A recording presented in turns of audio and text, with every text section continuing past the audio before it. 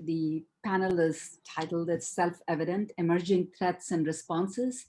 I think some of the threats from the previous panel will manifest in this panel as well. The panel will be moderated by our dear colleague, Rob Quinn. I cannot envisage any conversation on academic freedom without having Rob in it. So we are delighted to have Rob with us, who is the founding executive director of Scholars at Risk Network. And you will see from his bio that I think his significant part of his life has been dedicated to protection, promotion, and advocacy work around academic freedom. So welcome, Rob, and over to you. Terrific. Thank you, Nandini. And to the extent that's true, yes, I have spent now 20-something years or more and plan to spend a lot more on academic freedom. I think it's really because at its heart, I believe that the university sector plays an absolutely essential role in promoting a vision of a pluralistic, rights-respecting world that really is equitable and includes everyone in all of the benefits. So I think that's what makes it worth it for me to spend my life on this. And I'm pleased to be with so many friends. I see so many familiar names and faces on the screens, as well as some new faces and new names. And I look forward to connecting with all of you who are working on academic freedom issues. So thank you to Nandini and Frederick and Vishaka and Sharon and everyone at McGill at the Center for Human Rights and the Faculty of Law. Thank you to all the other panelists over the 2 days and today in our session. And of course, thank you for everybody else for just being here and sharing your views. And we very much do hope we get to a Q&A and a discussion at the end where you'll get to share your views. I was asked to give a few preparatory remarks. So let me just point out the obvious, that this session is Emerging Threats and Responses. And I think we might want to unpack a little bit of that, what we mean by emerging threats. And so first, I would say, I've flagged that we've said threats versus attacks. In Scholars at Risk's work, we mostly focus on attacks, by which we mean things that have the characteristics of violence and coercion. Our monitoring reports, our Free to Think report, focus on things like violence and killings and disappearances, wrongful arrest and prosecution, but also go to wrongful dismissal and travel restrictions and expulsions and so forth. So attacks by definition they have an imminence to them, they have a present state to them. They're not speculative and they're not in the future. Whereas threats can be a much broader range, and I think we've heard that through the sessions already, a much broader range of conduct, including political and economic and cultural conditions and laws and policies and practices, which possibly by intent, but also possibly just by practice and use, may undermine levels of respect for academic freedom or erode future protections. So examples might include laws or policies altering the election or appointment of leadership in higher education, as we saw years ago in Hong Kong, that would rarely have the same urgency as an armed assault on a campus, as we've seen in the last few weeks in Afghanistan, but could have even greater long-term effects on academic freedom. So I'm really pleased that we're looking at that broader label of threats. As I said, most of our experience at Scholars at Risk is with attacks, but from the lens of the attacks, I think we can also look at some of these other systemic issues. The second would be, I want to just unpack the word emerging, as it may be useful to understand sort of the range of attacks historically that we have all seen. And the way I always look at this is that there's a chronic and an acute dimension to pressures on academic freedom. In the acute, we look at situations of war or conflict, such as Iraq and Syria and Myanmar in recent years. The chronic would be more sort of the background tension that exists between ideas and power that manifest themselves easily, we can see in China and Russia and Hungary. Now, of course, in the liberal or authoritarian places, the chronic can very quickly manifest as an acute, and we can probably talk about that as we get into this. And then you can have emerging either in the chronic or in the acute. And I think that's important for us to look at too. So an acute emerging of the day right now, I think, would be Afghanistan. I think we have very good reason to believe that an acute crisis is on the way. Whereas a chronic would be post-COVID surveillance issues or transnational or extraterritorial pressures on academic freedom that we're beginning to see, such as foreign sanctioning of overseas scholars, as China has done, and certainly accelerated erosion of tenure or shared governance or so forth. So just putting on the table there for us this sort of parallels of chronic and acute in the emerging sense. This isn't for theoretical satisfaction, but it's because I look at this way because the different types require different responses. So you respond to an acute crisis in a different way than you would the chronic. And sometimes if we forget that, we end up having ineffective responses. And particularly for the chronic sort of systemic problems, they can easily get pushed to the background when we're dealing with the acute crisis of the day.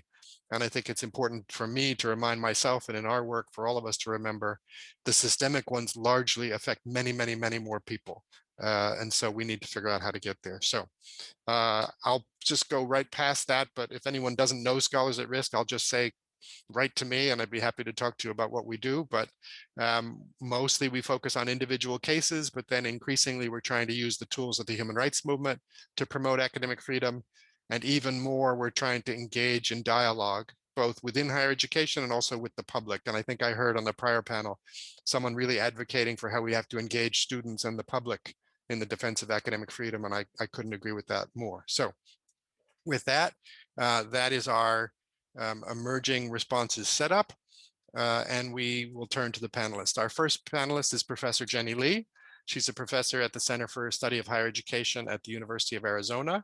And she's currently affiliated with the University of Cape Town in South Africa. Her bio will be in the chat, I think, in a few seconds. She can't be with us in person at the moment, but we do have a video presentation.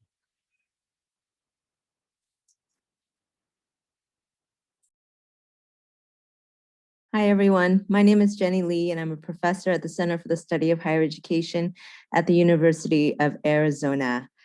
Thanks for your patience as you listen to a pre-recorded message. Unfortunately, due to a scheduling mix-up on my part, I'm not able to join the discussion following the panelists' early remarks, but I hope at least that some of what I share might fuel some discussion to follow. So again, thank you for the organizers and this opportunity to share my latest work and thinking. And so, as you all know quite well, for many years now, we have been witnessing the rise of first country agendas throughout the world that affected many different aspects of higher education, from immigration, curriculum, collaboration, to just name a few examples. And most notably, where I'm based in the United States, America First has become synonymous with a zero-sum view of resources and knowledge output. More specifically, over the past few years, and with the rise of China, the US has suspiciously viewed the country as a so-called threat and even adversary. This is despite China being the leading sender of international students to the United States, with over 300,000 in total, and is also the leading scientific collaborator with the United States.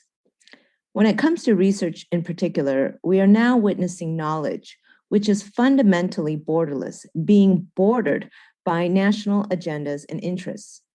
This surfaced in numerous federal proposals, many which have passed, that restrict the mobility of students and scholars to the United States. And there are some, such as Trump's so-called Muslim ban, that have been reversed, but there are still some in effect under the Biden administration, such as Proclamation 10043, which suspends the entry of some Chinese students pursuing graduate degrees or research programs.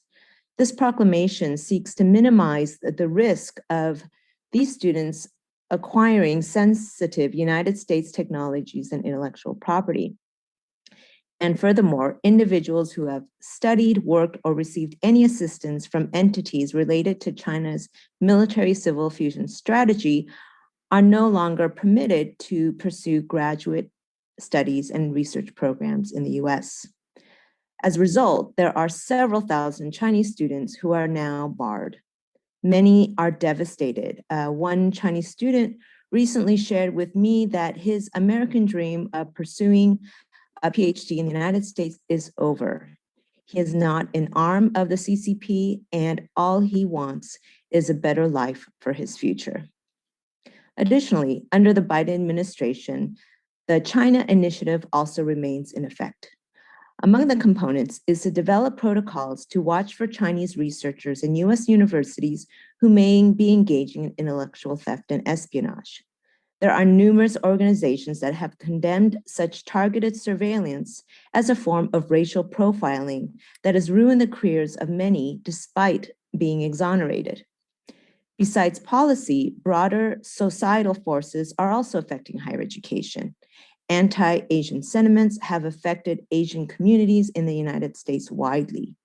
There are fears that international students have of returning to campus and the discrimination that might occur in face-to-face settings.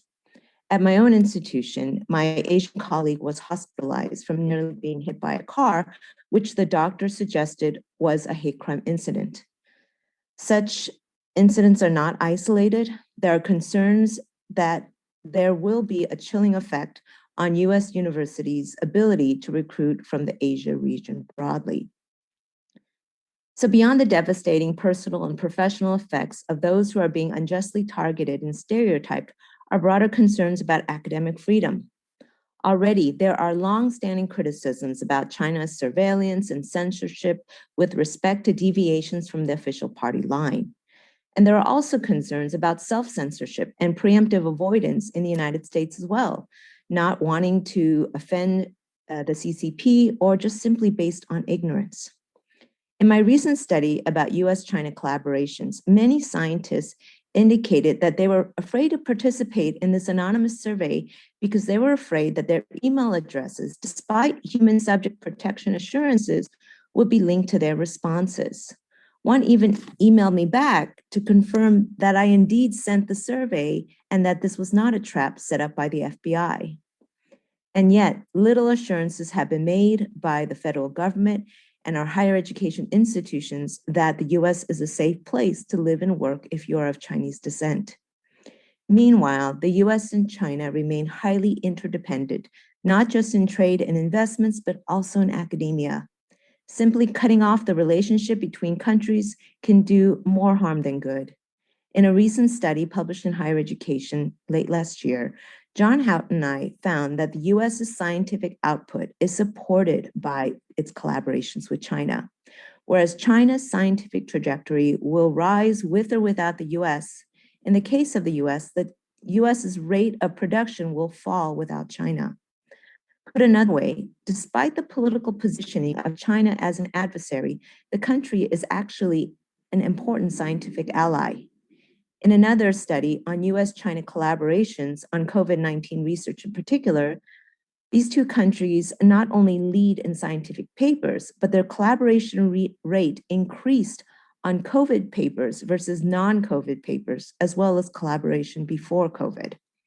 The takeaway is that international research collaboration has the potential to address global goods such as public health, environmental sustainability, wildlife protection, in ways that can transcend national interests. But what we are witnessing now, however, is a political bordering that could make it increasingly difficult to work with those abroad. Ultimately, science is an ever-expanding global network. Geopolitics and global science could be at odds, and questions remain on how federal funding and institutional policies can open rather than restrict international collaboration across borders. Thank you, everybody.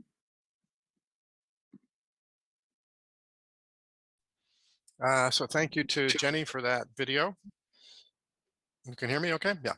Thank you to Jenny for that video. And I'm sorry she's not here because she's opened up a number of rich topics for Q&A, but I suspect others on our panel may be able to help us pick those up, particularly on the role of China and as well as US policy towards China or people of Chinese heritage. So let's move on. Our next speaker is Teng Biao. Teng is an academic lawyer and human rights activist, formerly a lecturer at the City University of Political Science and Law. He's been a fellow at a number of US institutions and in his prior life represented a number of different causes of free expression and related expression in China. So Teng? Yeah, thank you very much, Rob. And thank you also for your wonderful leadership at Scholar at Risk. and thank you the organizers of this event for your invitation. And let me share my screen. I have some slides. Can you see it? Okay, great. Professor Jenny Lee just talked about some problems in the United States and the Western countries, and that's really problematic in the United States. To discriminate against Chinese or Asian students and scholars, labeling these the Chinese students and scholars as spies, something like that. But I'll be more focusing on the other side of the story, how Chinese authorities threaten global academic freedom. And of course, I think most of us know China's human rights record is one of the worst in the world, and there's no press freedom, religious freedom, and academic freedom in China. And millions of websites and all the major social media and like Google, YouTube, all these things are blocked in China. And there are some forbidden zones that Chinese government prevents scholars and students and journalists from talking about famously the Tiananmen, Tibet and Taiwan, the TTT. But there are many other like increasing list of the forbidden zones like Dalai Lama, Falun Gong, death penalty, of course the Uyghur genocide. And in 2013, there was a document, document number 9, and they listed 7 mentionable topics, including universal values or judicial independence, civil society. And if you don't obey these rules, and then you'll be definitely punished. And I was a scholar and a human rights lawyer before 2014 in China. And because of my work, my academic work and human rights activities, I was banned from publishing and banned from teaching, and eventually fired by the university. And I was even kidnapped by Chinese secret police and severely tortured. Professor Ilham Tohti, here is a camera in the classroom he was teaching.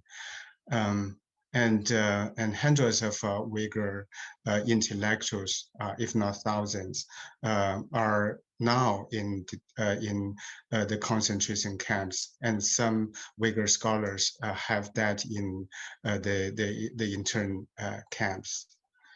And there are some universities like NYU or Duke University, Nottingham University, have campus in China.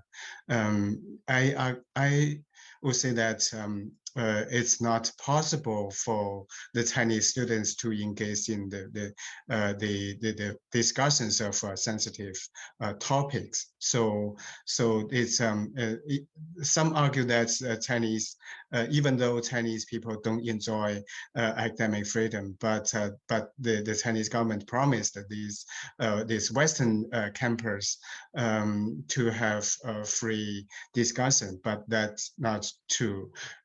A recent graduate from NYU Shanghai told me for the whole 4 years, not a single professor talk about the sensitive topics, even those topics are related to the course.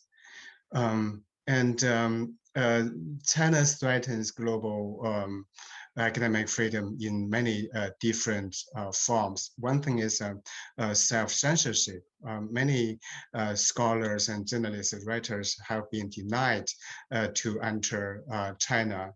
So, the self-censorship among the China scholars in the West is very, very rampant. And Professor Perry Link has a metaphor, the anaconda in the chandelier.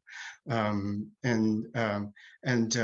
thing the Chinese government frequently use is visa denial. Like Perry Link himself and Nathan and the authors of a book, 13 authors of a book on Xinjiang were all denied to enter China. And if they, if they can't go to China, and then their field work, their funding, their practice, would be all impacted. And that's why the visa denial is very effective. And Dalai Lama was invited by some universities, but the Chinese Students and Scholars Associations, CSSA, always protested against those kind of imitation or the speech of Dalai Lama or any other sensitive people. And it seems that those CSSA are independent students associations, but actually they are sponsored and controlled directly or indirectly by the Chinese embassies and consulates. And there have been many such cases, like in UCSD, CSSA protest against the speech of Dalai Lama. And last year, I think a Uyghur activist was giving a speech at a university in Canada, and she was interrupted and harassed by a Chinese student. And there are hundreds of Confucius institutes in the world, and thousands of more than 1,000 Confucius classrooms in over the world. But it has been a great threat to academic freedom and free speech on campus. And by selecting and training teachers and selecting textbooks, and the teachers there are all pro CCP, and they also monitor and report the activities and the speech of Chinese students and the scholars and other people. Chinese government also harassed and even attacked the foreign scholars and researchers. And Wiki Xu Xiuzhong, after she wrote a great support on the forced labor of Uyghurs. Chinese government initiated a global harassment campaign against her, and New Zealand professor Anne Mary Brady, her office and her home were both broken into, and for one time her car tires were sabotaged. So it's kind of a direct intimidation, and for the scholars living in overseas, Chinese government can use their family members, their relatives in China as hostages, and sometimes Chinese government put them into prison as a tool of collective punishment. So at least 20 family members of 5 Uyghur journalists, the American, they are Uyghur journalists working for RFA, and they are American citizens, but their families, family members were detained and given long imprisonment.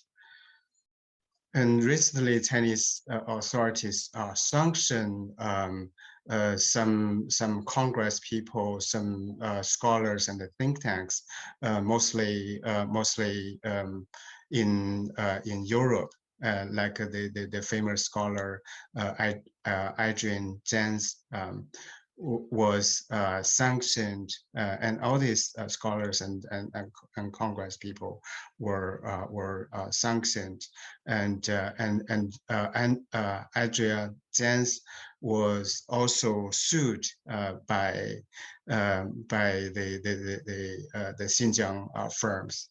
And Hong Kong national security law, there's an article actually targeting anyone in the world.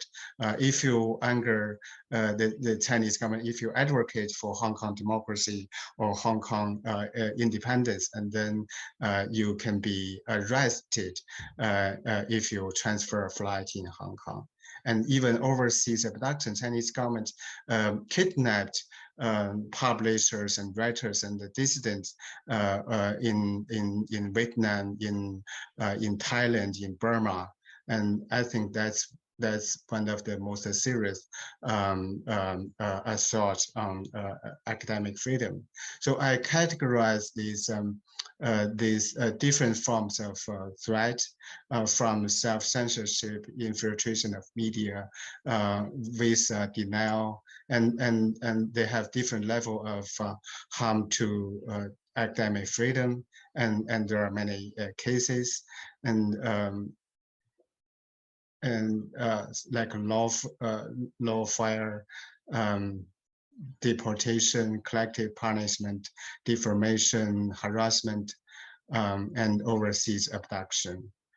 So to conclude, I recommend the 12-point code by Human Rights Watch, and I think every university in democratic countries should adopt those 12-point code of conduct, and to combat the threat from Chinese Communist Party to academic freedom. Thank you very much.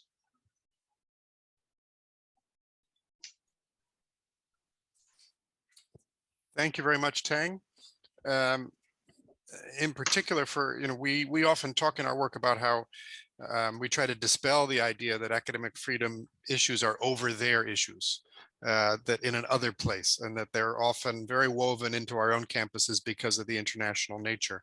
That being said, you have helped to point out that at least as to the acute, to the violent or coercive, we are, I think, entering a new phase of transnational sanctions that is very worrying. So I appreciate your flagging that, and maybe we could talk about that more. And then I think that, connected with Jenny's presentation, really puts on the table the tension, which happens to be about China, but could be about other places, which is, on the one hand, a really vitally important research and teaching partner and the imperative engagement. And on the other hand, a very troubling and extensive evidence record of violations of core principles of academic freedom and human rights. So I think that's at the root of probably this entire conference and all of our work. So thank you for putting that on the table. Our next speaker is Vincent Wong. Vincent is a PhD candidate and Nathanson Graduate Fellow at Osgoode Hall Law School at York University. And his presentation is titled "The Backlash Against Anti-Racist Education and Threats to Academic Freedom." And his full bio is in the chat now. So Vincent, thank you for being with us. Yeah, thank you so much, Rob, and thank you for the organizers. It's really interesting to go after my learned colleagues, Professor Jenny Lee and Professor Teng Biao. And I think maybe it would be nice, because what Teng was saying, the blueprint of basically nationalist tools by which to attack academic freedom, it's any country could use it, right? And countries do use it. Nationalists do use it in various ways. And as Teng was saying, China is probably on a pretty heavy end of that spectrum, but it's nothing unique to China necessarily.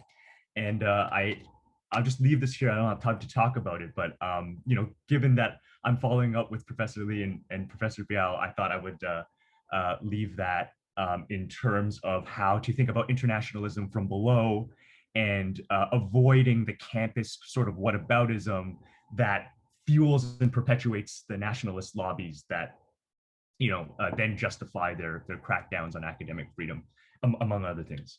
So, going back to my actual topic, I'll personalize it a little bit just by saying in the past 3 years, I've seen academic freedom really being trampled up close in what I would characterize as an increasing nexus between corporates on one hand and ultranationalist interests on the other, in sort of 3 different positionalities, like little hats that I wear, right? So one, as some of you may know, I'm one of the whistleblowers in the Azarova affair, where top University of Toronto administrators facilitated basically a right-wing Israeli lobby group connected to the wealthy Tannenbaum family, which is a big donor for the University of Toronto, in derailing the hire of a prominent international human rights scholar, Valentina Azarova, for the directorship of our international human rights program, because of her work critically addressing Israel's occupation of Palestinian territories. And the University of Toronto continues to be the only university in Canada under academic censure, and the only major university in Canada to have that censure in like 40 years. So it's a pretty big deal. And the second one is I'm also a critical race scholar. So I work at the African American Policy Forum, and we've been tracking, a white nationalist dark money campaign, essentially, which to my knowledge has introduced legislation in at least 22 states in the United States to prohibit, censure, or restrict the ability to teach anti-racist education, or to replace it with some sort of patriotic education. So the national thing comes again. And these really grossly unconstitutional laws have been justified under this racial boogeyman, a moral panic over critical race theory, and a huge air quotes on critical race theory, because that's not what they're talking about at all. And then the third one is, final hat, is I'm also a Hong Konger, right? I'm also a Hong Konger Chinese. And so academic freedom has, of course, has been talked about, been threatened for a long time in the city. Teng was talking about the 2020 National Security Law, which completely rewrites the rules on what can be taught and the ideas that can be shared without reprisal, termination, and criminalization, right? One of the amazing professors that I worked with during my time at Hong Kong University was Professor Benny Tai. He was, of course, sacked unceremoniously from his tenured, right, position at the Faculty of Law, and then arrested and now potentially faces, life sentence for subversion under the new national security law. So as you can imagine, like all of this has been like incredibly horrifying, and more than anything has probably eviscerated, any lingering patience I have with like narrow legalistic views, or sometimes vacuous, both sides discussions of academic freedom that are really unmoored from the reality of how power operates, right? How it causes a maldistribution of who can actually claim academic freedom for what ideas at any given time in any particular context, right? And I think all the scholars here are really interested in critically appraising that. And so rather than go into any weeds of these 3 horrible things, I thought I would try to unpack a sort of common blueprint that I've observed in the creation, justification, and operation of these attacks on academic freedom, particularly in the context of the anti-critical race theory campaign, but also the campaign to gag scholarship on Palestinian rights. And some of this blueprint will also be visible in the China setting, right? And I do this in the hope that some folks will essentially be able to spot the red flags when people kind of, spit on you and call it rain, and they won't get away with it, right? So I'm going to outline 5 steps, and then I'll shut up. The first one, and this is kind of the blueprint to cancel anti-racist, scholarship, education, and training, right? First step is to vilify and demonize anti-oppressive education, right? So usually this is some form of disinformation campaign that doesn't engage scholarship anymore in its actual terms, but instead sets up a straw man for moral panic, right? So in the critical race theory example, it's the idea that critical race theory is race essentialist, it's divisive, and it's anti-American. The idea that Palestinian human rights or decolonial scholarship is anti-Israel, right, or terrorist adjacent. So that's one. Two is to obscure the power imbalances and critical inquiry by framing the issues as divisive or controversial. So China does this all the time, right? In terms of, Teng was talking about the forbidden zones, right? These are too controversial, too divisive. You can't talk about it. But it also comes out in different ways in different spaces, right? Teaching about systemic racism in the United States, slavery, colonialism, racial dispossession, that's divisive, right? It teaches people to hate each other. That's the argument. Or in the Palestine case, it's complicated, right? Or it might make people feel discomfort. So divisive or controversial is then used as a way in these kind of human rights settings where there's massive human rights injustices going on as a way to shut down conversation without actually having to say what you really mean, right? The third effort is to frame efforts to address structural disparity as discrimination against dominant groups, right? To talk about the history of systemic discrimination and subordination in America, right, as racism against whites, or in Israel and Palestine as anti-Semitism, or in China, any criticism of that is xenophobia, right? All of these are tied together. Basically a lot of this is based in a commitment to colorblindness, but these folks also don't have a problem with weaponizing race when it's done in service of protecting a hierarchy, right?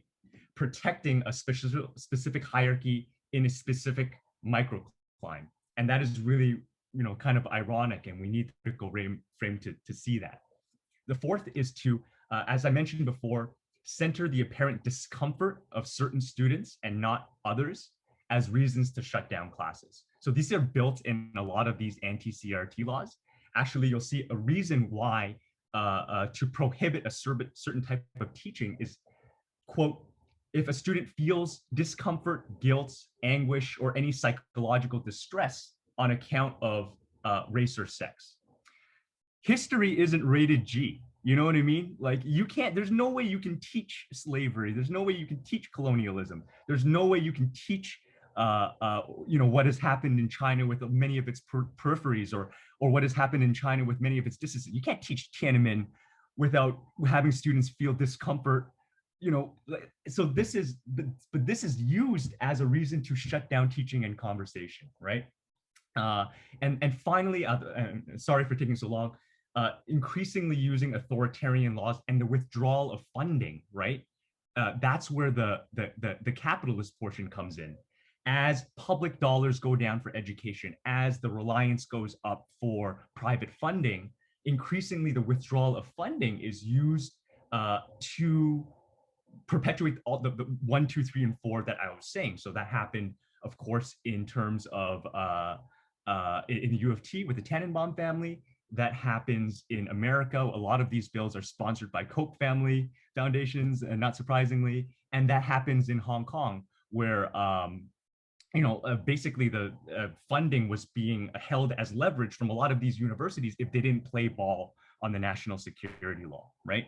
So I will stop that. Hopefully those comments were useful to you, and thanks again for having me here.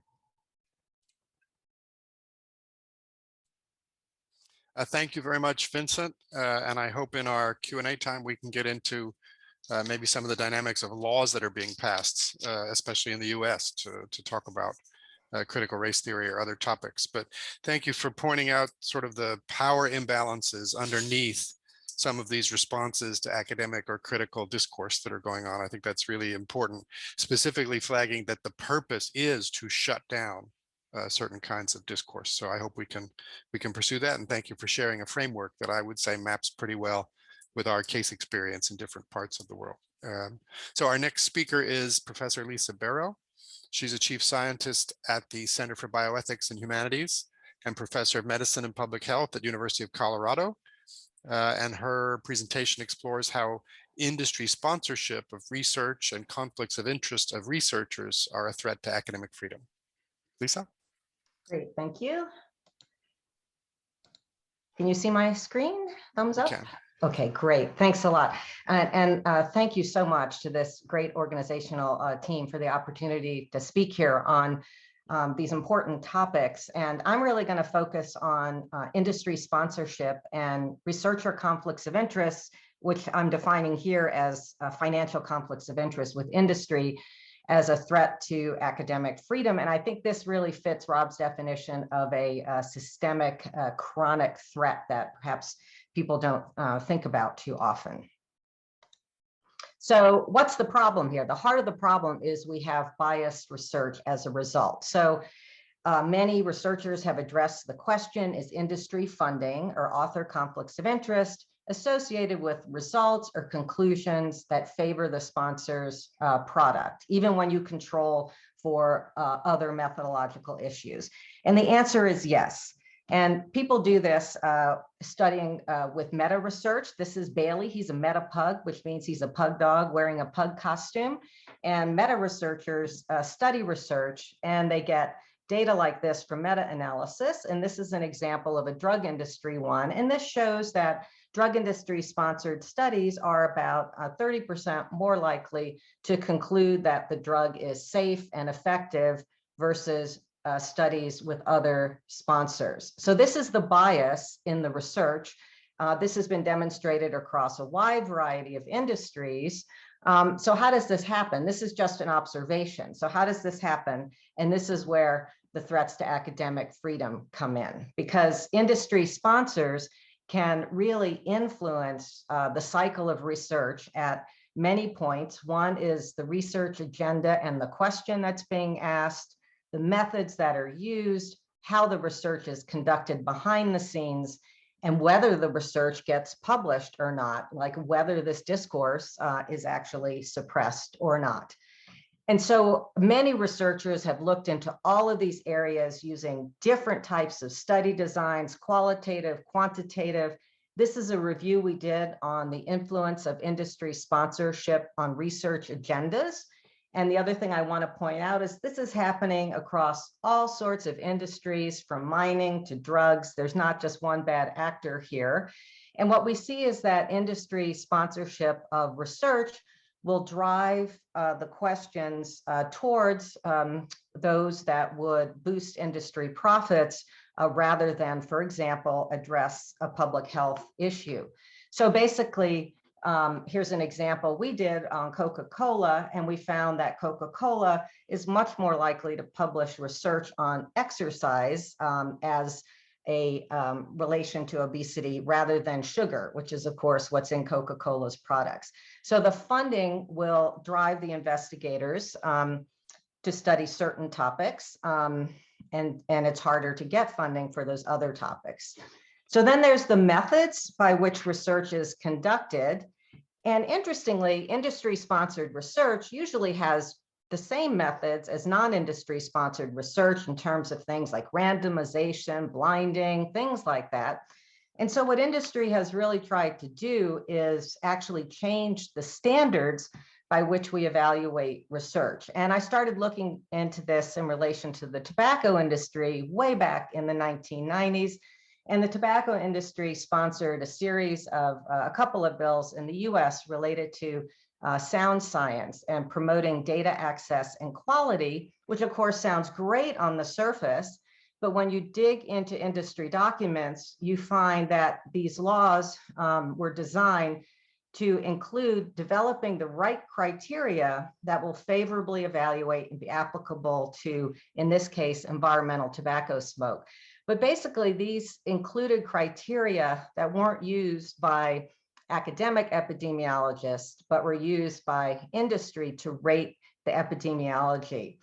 And then they wanted public access, but only to government-funded researchers, not to researchers who were funded by industry. So it wasn't a level playing field. If you're a government-funded researcher, you had to cough up your data, and it was going to be evaluated by these different standards. And this is serious because it leads to expressions of concerns in journals, complaints against investigators, even misconduct suits because people were conducting research supposedly not according to these standards. So 20 years on, this is still happening.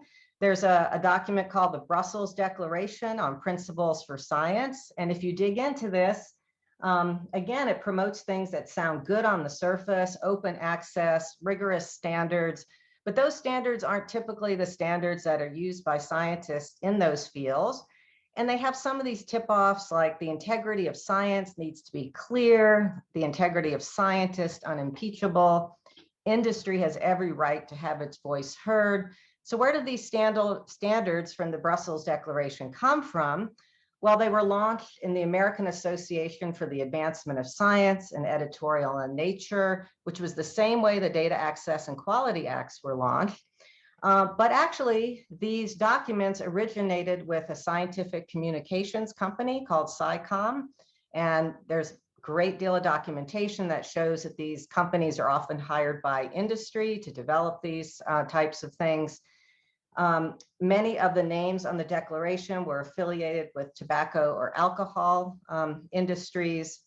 And then other scientists tend to get drawn in sometimes to early stages in the development of these methods, but they actually don't know what and when the final version gets published. And this was an example with Richard Horton, the editor of Lancet. He attended the first meeting, but he had really no input, but his name was still there.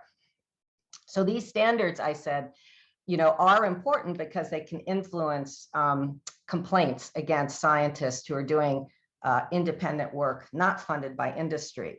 So then what goes on behind the scenes? We know tons about this. I know there's a lot of lawyers involved in this meeting from industry documents that have been released during lawsuits. So we have a lot of documentation on from these documents and how researchers have been pressured.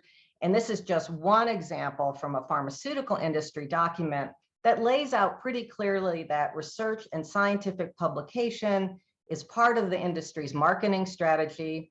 And they had a publication strategy, which was to use research to disseminate the information as widely possible through the world's medical literature about their products and the benefits of their products. And so again, if you're a researcher who's not working on that topic or who might be studying harms of the product, you would not fit with this research and scientific publication plan. You would not receive funding from industry. And then the last part is what gets published or not. Again, there are many, many studies on this topic, so I'm just touching on this. To stick to drug studies for a second, because we have one data source, regulatory authorities have to receive supposedly all the data on a drug when they consider it for regulatory approval. And so those documents can be a data source to say, okay, for example, does the US FDA have research that never gets published? And what does that research show? So we did a study like that. Other people have looked at protocols, registries, all sorts of places you can find unpublished documents. And that just this example, unfavorable outcomes. So that means an outcome that does not show the drug is safe or effective. They're only published about half the time. And the primary outcomes, which are ones that the drugs are designed around, or the studies, are also only published about half the time. So that's pretty bad. And why aren't they published?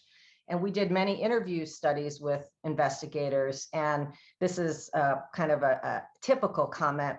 They don't publish this negative data because they could not come to an agreement with the sponsor about publishing it. So what's published in the literature will influence what comes next. And so this is perpetuating this bias in the literature. And then I can't just, I'll just end with this because I think this really fits some of what the other speakers are saying, but maybe in a more subtle way.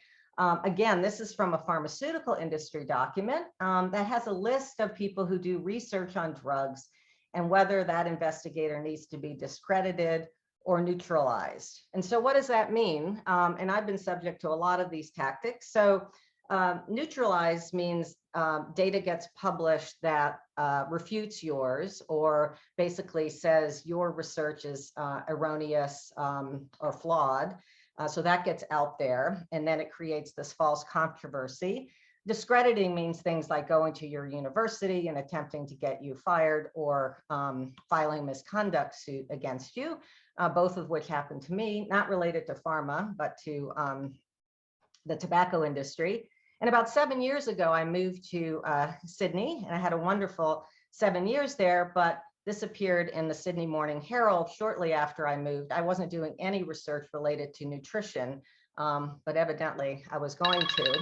And basically they were already monitoring me, moving from a whole new country. So I've written on this, and for me at this time, it wasn't a big deal, but an attempt to get fired before tenure is a big deal. And this has a huge chilling effect on researchers who are doing research that might refute, industry studies. And we really don't have time to go to all the solutions. I just want to sum up by saying contracts don't do it. You think your university has a contract that will protect you, but we find that industry sponsors are still involved in the design, data analysis, and reporting. And here we had only 33% of authors we interviewed who had an industry contract said they had the final say. And I'll leave this maybe for the discussion. We have lots of solutions. And I think a big one is really eliminating this at a structural level. Many universities are giving you points for promotion now to get industry funding, but they're maybe not thinking through how this will restrict your freedom to do the type of research you want to do. So thank you.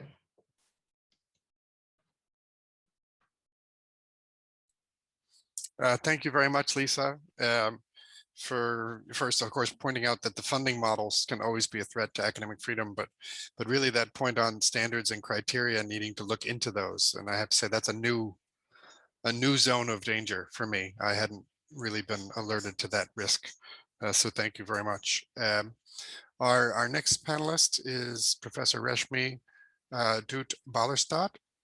She's the Edith Green Distinguished Professor of English at the Department of Linfield University in Oregon and coordinates the Gender Studies program. And her presentation is titled An Extraordinary Firing, referring to the firing of a tenured professor at her institution of April this year, looking at the rise of authoritarian university led by corporate-minded trustees and presidents as a threat to the academic profession. So, Reshmi.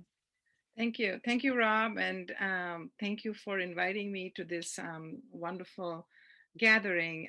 It's very eye-opening, I think, to get a sense of not only the interdisciplinary nature, that frames the discussion on academic freedom, but also the transnational nature. I think they're all, I think there is as I have been working on this for many years, starting with right after when I had finished my PhD in my first tenure track job, I got fired after 9/11.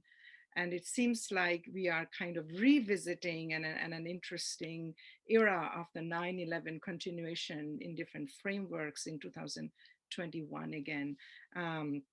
My paper also has a little bit of overlap with Vincent, and I'm really appreciative of Lisa's talk on looking into the scientific nature, in the sciences, the kinds of threats to academic freedom in terms of gatekeeping that happens. And I think there's a gatekeeping that's happening in many of our fields, where we have crossed the line between gatekeeping and gate closing, and the gates are really closed, and I think there is an overlap between the idea of the iron gates closing on us as we talk about academic freedom. So I want to actually dial back a little and go back to something that Bill Readings in the University of Ruins had reminded us in 1996, almost 25 years ago.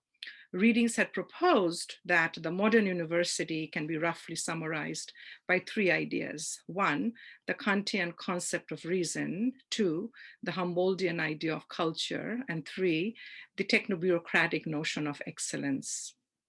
It is the third idea, the emphasis, and the mission of excellence, I want to argue has led not only to a rapid corporatization of the universities in North America, as if universities are products and market-driven and in need of total quality management.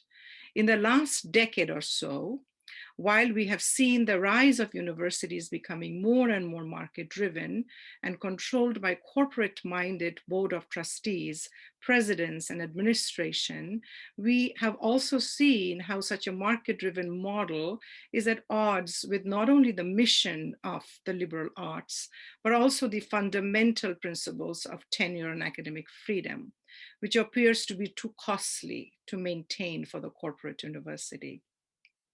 Particularly in academic freedom, particularly in academic fields and programs that do not generate hefty revenues. So we have universities outsourcing and cutting of low revenue generating departments and programs by bringing in enrollment management consultants to carry on what is called academic prioritization. Along with this issue of corporatization, we have a series of other crises. The crisis of shared governance, the crisis of tenure, and a growing trend of adjunctification and non-tenure track term contracts, creating a class of at-will employees who can be fired from one day to the next. And then there is the threat and crisis of one's academic freedom, particularly academic freedom that challenges restructuring, asks for accountability, and threats to what is called a faculty member's extramural speech. These threats that I have mentioned hits too close home for me, and recently the subject of much national coverage. Last week, I finally authored for Inside Higher Ed an article titled as The Extraordinary Firing to provide both a perspective and broader implication and the unfolding crisis about the firing in question. So let me provide a synopsis or a recap here when the word threat indeed becomes an active verb that our provost called an extraordinary step. You know, our students on campus have been writing all over the campus, extraordinary step in the wrong direction. And I think maybe that's how we need to frame, I want to frame this topic of the threats to academic freedom as an extraordinary step in the wrong direction. My own colleague in the English department, Daniel Pollock-Pelsner, who served as our faculty trustee on March 29, 2021, tweeted about his struggles with the chair of the board when he attempted to bring matters pertaining to sexual misconduct and anti-Semitism to their attention. His 23 linked tweets that day outlined in detail the harassment he experienced from the university's board chair and the university's president for exposing the perpetrators of sexual misconduct and anti-Semitism. That day, my colleague became a whistleblower. On April 26th, a month after he tweeted, my colleague received an email where he was asked to be summoned into a mandatory meeting the next day. Around 1 p.m. on April 27th, my colleague received an email from the university's human resources director that his previously scheduled mandatory meeting at 4 p.m. that day concerning his employment had been canceled. An hour later, when he was in the middle of a work-related Zoom conference, his screen froze. Then his laptop shut down. When he tried to restart his laptop, the screen said that his access had been denied. He attempted to send an email from his personal address to the university email address and received an auto response that read, Daniel Pollock-Pelsner is no longer an employee of Linfield University. He had been fired. He learned he was fired over Zoom. At 5:06 p.m. that day, the entire campus community received an email from the provost with the subject headline, Extraordinary Step. In the email, the provost announced, and I quote, the university today took an extraordinary step of terminating the employment of a member of our faculty for serious breaches of the individual's duty to the institution. As a matter of policy and privacy, personal matters are confidential, but maintaining that is not always possible, particularly when the precipitating event involves false public accusations that have sadly harmed the university. False public accusations harming the university, serious breaches of the individual's duty to the institution, these are grave accusations. In Oregon, whistleblowers are protected so that employees can more easily report mismanagement, waste, fraud, and abuse. But our board, president, and other top administrators did not care about protecting a whistleblower. Instead, they fired him and then declared in a memo that the whistleblower was harming the university.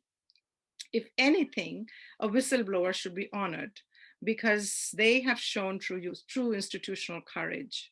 If anything, firing a tenured faculty for whistleblowing and without giving him any due process harms the fundamental mission of the university that is built on the pursuit of critical inquiry, truth, justice, and academic freedom. No matter how egregious the reasons may be, a tenured faculty member has a right to a hearing before being fired.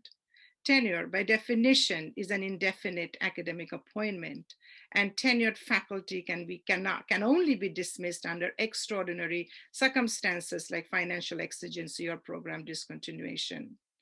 A couple of weeks after the firing, campus security guards escorted my colleague off the campus after he packed up his office, or more aptly, packed up the professional life that he had built for the last decade doing what most of us love to do, teach and research. The scene of him in his office in the presence of security guards seemed like a passage out of Kafka's novel, The Trial. After his dismissal, Pollock Pelsner told the Oregonian, "The truth is, speaking up about abuses of power doesn't harm the university. In fact, abuses of power harm the university, and retaliation against the people who report harm the university." Terminations like those of Pollock Pelsner at my university and Garrett Felber in the history department and University of Mississippi, and tenure denials like those of Nicole Hannah-Jones at UNC, and the dehiring of Valentina Azarova at University of Toronto have also revealed another reality. In the corporate university, tenure has no meaning. Whistleblowers can be fired. Rich and influential donors determine who is hired or granted tenure or not, and faculty have become all at-will employees. And just like any at-will employee, faculty members can also be sacked anytime and without cause. In the corporate university, every employee is disposable and replaceable. In fact, at my university, the president defended the firing of a tenured professor stating, and I quote, "I did not know that there were rules for firing tenured faculty." As shocking as this revelation may be, it calls for some questioning of the limits of presidential powers and the function of the board and influential donors in a corporate university. It also has become routine that presidents aren't fired until and unless pressure from outside the university forced the board to act. And even in most scandalous cases, the board usually asks the presidents to resign, even though terminating them would actually be much more appropriate. Then it sends the presidents away with a golden parachute. In Oregon, that has happened twice within the last 3 years. First, Portland State University's president, Rahmat Sharushi, announced he would step down in December 2019. He had been accused of excessive spending, mistreating employees, and destroying email records. The board offered him a large severance package to convince him to go. The Oregonian reported his contract specified he would receive $800,000 if fired without cause. Then this past March, just 8 months into his presidency, Oregon State University's president, F. King Alexander, resigned after a report was released to the public criticizing his handling of sexual misconduct charges when he was president of Louisiana State University. According to the Oregonian, the trustees approved a legal settlement. The deal calls for Alexander to be paid about $670,000 in a lump sum, as well as medical benefits for a year. Once appointed, as Benjamin Ginsberg wrote in The Fall of Faculty, The Rise of the Administrative University and Why It Matters, presidents serve at the pleasure of the trustees and can only be removed by them. Every school employs a great many administrators whom the faculty regard as foolish or incompetent, but so long as these individuals retain the support of their administrative superiors, the faculty is usually powerless to remove them. One of the biggest threats to tenure and academic freedom is precisely this powerlessness that faculty members experience when a colleague is fired without a right to any hearing, or a tenure is denied, or a colleague not hired due to influences from the outside. Such threats not only delegitimizes shared governance, but also has a chilling effect on tenure and academic freedom, signaling the rise of the authoritarian and corporate university, where dissent is actively suppressed and surveillance of social media is monitored, promoting a culture of fear. These are test cases to watch. If universities can indeed get away firing tenured faculty without giving them any due process, the boards and donors begin to determine the future of academic programs and who teaches within these programs. These will set a national precedent, one that could ultimately be the death sentence for the profession. Thank you.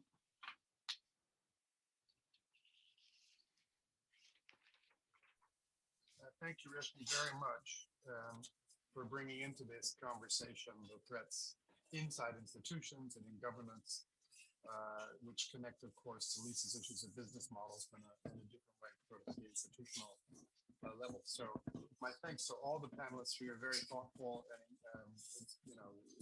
inspiring presentations, opening up different dimensions of this. We have a lot on the table. Unfortunately, we do have a good bit of time left.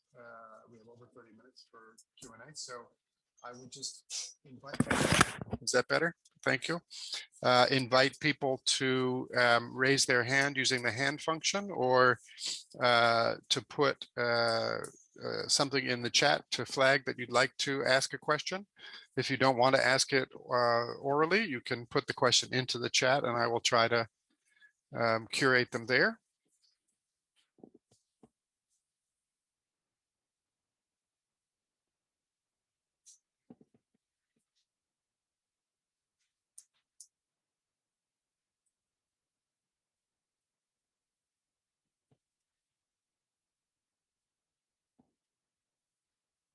Okay, so while people are thinking, I'll invite the panelists. So I think we've heard, in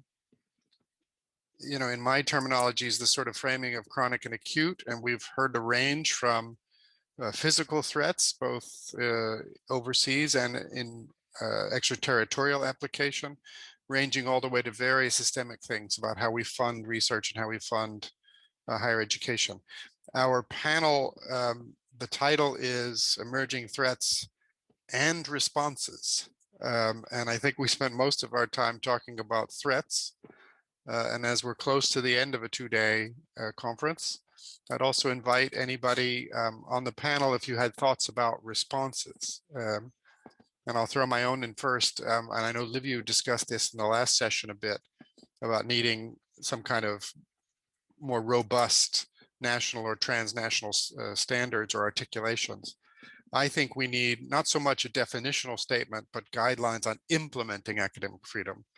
How do we approach this from the positive side? What does it look like when the well-led, well-governed institution is actually adhering to these values? What does it look like? And can we articulate that in states when they're respecting academic freedom? How do we articulate the sort of touchstone requirements to show what implementation looks like? So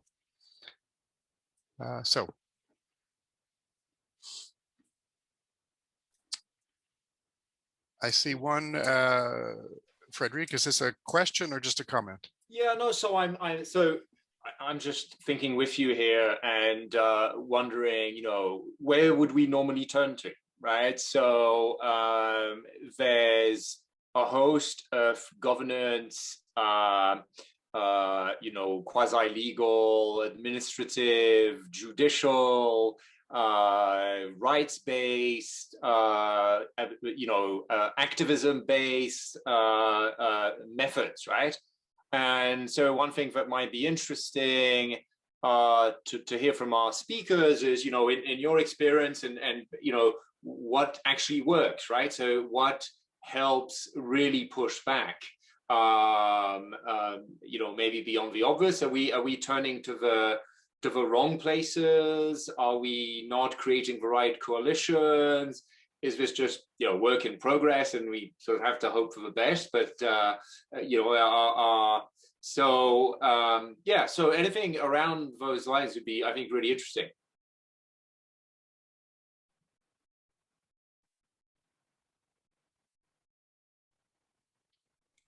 Yeah, I'll venture in and see what happens here, and then folks can just jump. Frederick, I think you hit the hammer on the head, right?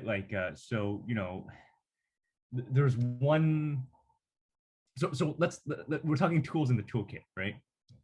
And there's one that is more legalistic, because a lot of us are lawyers or legal scholars, and so we can find some sort of formalish mechanism within the university, or maybe there's a complaint, or maybe you could even try to do a lawsuit based off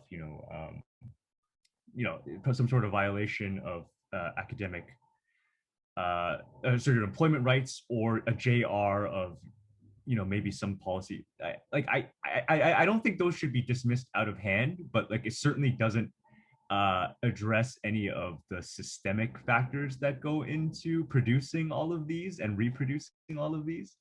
So I just think about in terms of what happened at University of Toronto, and I think a variety of diversity of methods were entertained and pursued, right? Certainly, it was really, really helpful that the Canadian Association of University Teachers took it on seriously. And so I'd imagine in America, the equivalent-ish would be the AAUP. So that is helpful. It provides, I think, some cover. But honestly, what we're finding is what is probably even more powerful is to think about to use the violation, and in particular case of violation, as a way to teach, as a way to catalyze and mobilize more people into a discussion of the authoritarian university that Reshmi so incredibly kind of articulated, right? And so who does the university belong to, right? Who is the university? Is it really the president and the board of governors and the several major donors that fund the place, or is it broadly more the students, the community, the staff, the faculty, right? And if that is the case, if the latter is really the case, and what we're really thinking about is a democratically, and when I say democrat, I don't mean just elections, right? Like a broader sense of democratic power at a university, then what does that look like? How can we mobilize it? So there's a kind of a new sort of pivot that's going on in Toronto after the Azarova affair called, kind of We Are U of T.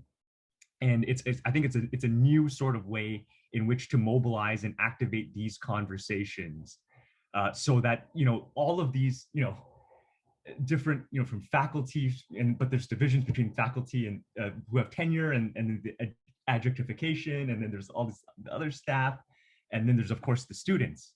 And how do we activate all of these people to say, hey, this is our demand should actually be broader than just this individual case, right? This individual case has unveiled the incredibly authoritarian and corporate nature of the university that puts all of us as disposable. How do we together fight back against it? And that's the only way to do it.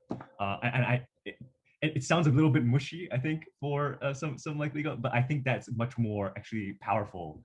And I'm interested to see where that goes.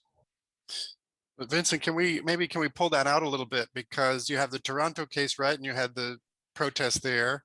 Livio was with us before. We had CEU, where you had thousands, if not tens of thousands, come into the streets there. And of course, we have the Carolina case in the US right now where we're sort of waiting to see what happens, but it certainly has gotten attention and pressure well outside of the university community. So I do think to some degree, we as a sector, meaning the higher education sector, has allowed the business models to take over in ways that have eroded public support. But at the same time, I have to confess that as we've seen these outbursts of public support, so it is possible to get that support, we're in a place where it hasn't necessarily been outcome effective in the individual case, at least not so often. So. I'm also wondering how, in Oregon, there's also the split between the public and the private institutions, right? I mean, in private institutions, the boards and the trustees, they can just go and flip the bylaws anytime they want. And then you deal with it, I mean, but in Oregon recently, there is a movement in getting the legislatures involved in seeing if the state could have more often more parameters to oversee the work of the trustees, transparency. I think the lack of transparency that is a major issue, things that go behind the scene, we just don't see, and until and unless somebody files a lawsuit, then things begin to get revealed, but other than that, it doesn't happen. And I think there needs to be a way that both public and private institutions need to kind of protected by the state, protected by the legislatures, that there is an accountability about decisions that are being made that needs to become public, whether you are in a private or in a public university, right? And the thing is that, with the modern universities that are becoming more and more corporate minded and we have seen this one post-COVID, right? All the austerity measures that are being imposed, I mean, they're using a business model, except that universities don't get bailouts. Wall Street gets a bailout, universities don't, and then, they're kind of like, they enforce all of these revenue sort of cuts and all of these things on programs and on departments and kind of an overall structure. People just kind of go and you don't even know, they disappear, right? I mean, and this is what is happening in a lot of universities post-COVID, where staff, we're talking, this one in particular ways about faculty, but there is an implication of staff and support staff, they're just disappearing. So I think what we are noticing is that, that there's a way in which the structures, the basic structures are weakening. They're weakening and weakening and weakening. Faculty, even tenured faculty, are afraid to speak up. When they have one faculty be fired, everybody is kind of put on a watch list, right? And people are terrified to speak up. So I have I kind of keep going back and I keep thinking that, that, I mean, I feel at least, and I could be wrong. I see this among my own colleagues. I see this nationally when I talk to a lot of friends and faculty members, that tenure has lost its meaning because many of us have kind of, in a way, de facto given up tenure. If you're afraid to speak up because you don't know what is going to happen if you do speak up, you have, in a way, given up tenure. How do we take that fear off people? How do we, I mean, if one way to define free speech, is to give people more free speech, how do we go back and kind of impose something that's similar as that when we think about framing tenure and academic freedom, that one way to get over the fear is not to speak less, but to speak more. And this has to be collaborative and this has to be collective. I wonder, and so now I think we're of a size that we can really just make this a conversation. So if people want to speak, just feel free to raise your hand or take your microphone off and speak. But Reshmi, just to pick up on that, and I appreciate your pointing out, of course, the public-private, which is a very, very big deal in the US and in other countries, but less so in other parts of the world. So, but that is a factor, of course. And we have in our presentations talked about how the threats are not just state pressures on higher education. One of the dynamics that I alluded to earlier was in the US, at least, we are seeing, so on the one hand, you need to figure out this relationship and dialogue with the state for support for higher education, right? So we want to engage. And while I might quibble a little bit, I think there were some who would say higher education did get a bailout and that billions of dollars of COVID relief was released for many universities. But I take your larger point that they generally wouldn't, on a business model argument, get a bailout. But we're seeing legislatures also, the other side of that is the dangerous side of legislation, right?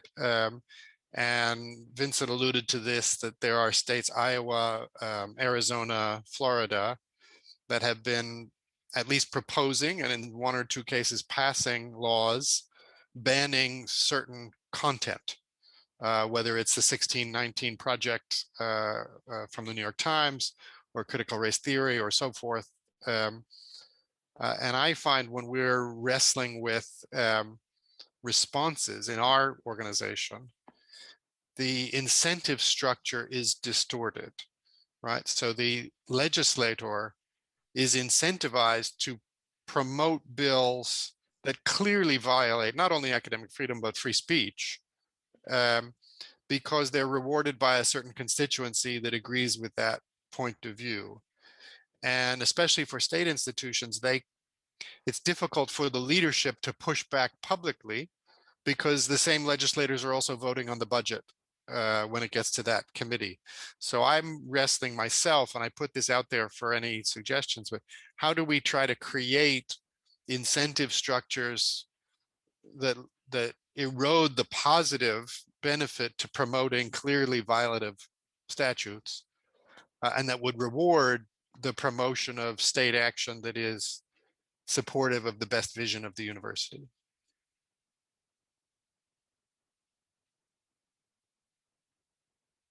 Well, I've thought about this a little bit in the context of the corporatization of research. And Reshmi, I think, your talk and mine had a lot in common, actually, because it's, even though I'm coming from more of a health research perspective focused on individual, it's really about corporatization of the entire university, because when that money keeps coming into individuals, it's supporting the university, and it's going to support certain people at the university and not others, and they may go by the wayside. And so that's why I think, really rethinking criteria for tenure could help us in a couple ways, at least in the health area, because we have a lot of that's been written now on good incentives, incentives for good quality research. And that's not what academics who are researchers are typically getting evaluated on. They're getting evaluated on counts, of publications. They're getting evaluated on impact factors. They're getting evaluated on increasingly how many industry dollars they bring in,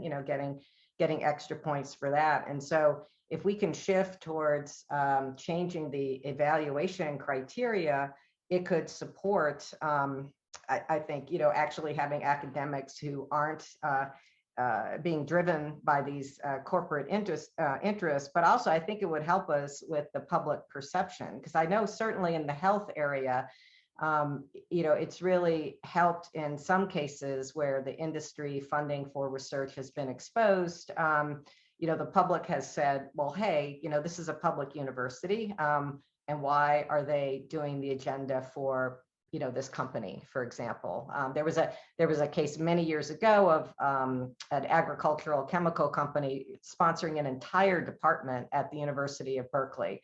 And it was interesting because it just fizzled, actually. One, because a lot of the investigators wouldn't go along with the research agenda. And two, there was a huge amount of public pushback when this got out. Why should this department be supported by a chemical company and not the state and be doing the research they should be doing? So I think, if we could change those incentives somehow, we would also get the public a lot more on our side, which I think is a very important point. And I do think it's important to keep exposing these things, at least in the health area. It's just not been, a topic people want to discuss, let's say. So, sorry, go ahead. From the international perspective, I think China is the biggest threat. I mean, Chinese government is the biggest threat to academic freedom. And I just mentioned the 12-point code of conduct by Human Rights Watch, and mainly focusing on the China's negative influence, but its suggestions apply to other countries and other issues too. And like yesterday, I think U.S. Senate passed the Innovation and Competition Act, and it includes some paragraphs of Confucius Institute. So many scholars and policymakers realize that we do need more scrutiny on the Confucius Institute, Chinese Students and Scholars Associations, and many other influence operations by the Chinese Communist Party.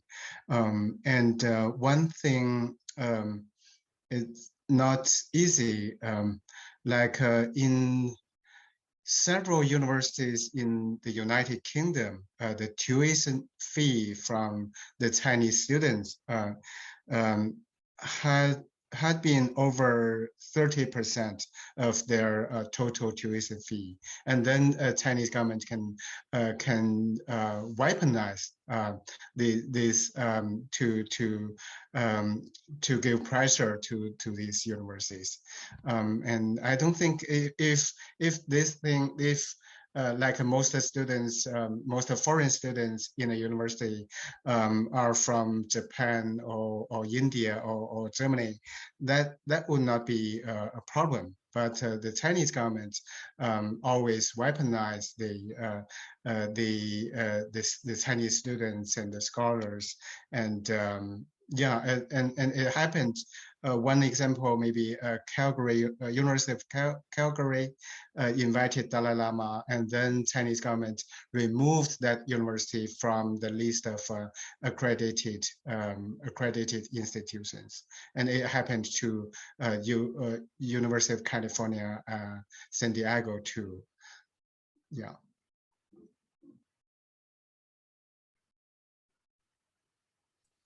Thank you, Teng. Honor, you have a hand up? Yeah, thanks for those examples. They were useful. Thanks everyone for these wonderful talks. They're all really helpful at getting at some of the tensions I think that we're all feeling. I was wondering, in terms of solutions, what Vincent thinks maybe about, just because of the nature of your talk, focusing on and actually Reshmi as well, which voices are excluded from the university and which are under attack from an anti-racist perspective, and wondering whether whatever solutions we envisage for protecting tenure and academic freedom also have to be part of or situated within a broader anti-racist strategy, because it seems like that this racism basically is continuing to play out, as it always has through the university, but that this is one of the mechanisms for that, and that maybe that should also be something to consider as part of the strategy. And then I was also wondering more broadly whether part of the solution needs to be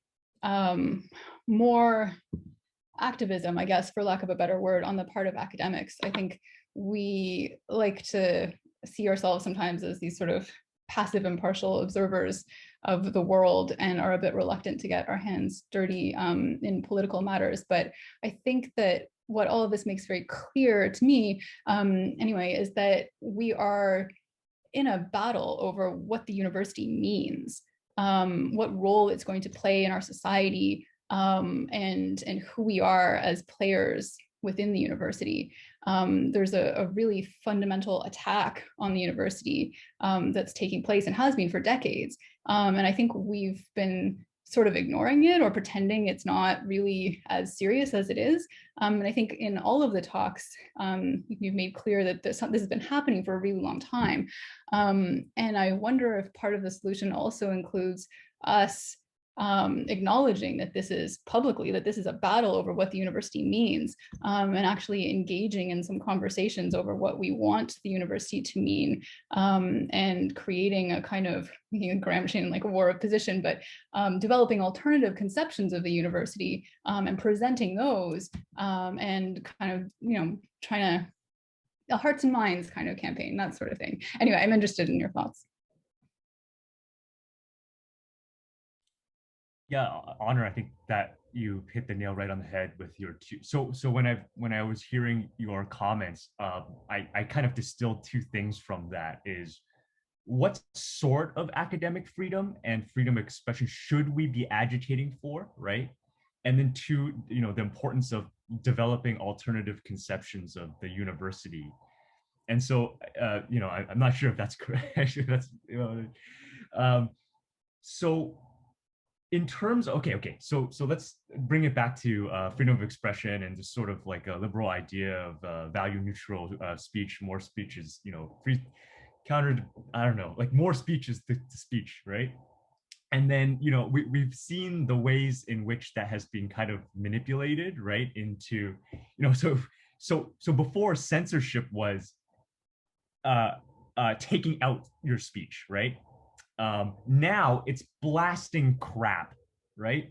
It's throwing it all, like I think, the last Indian election, I think was a perfect example of that, right? And so we really need to really think about, when we think about academic freedom and freedom of expression, like what are the impacts of this speech, right?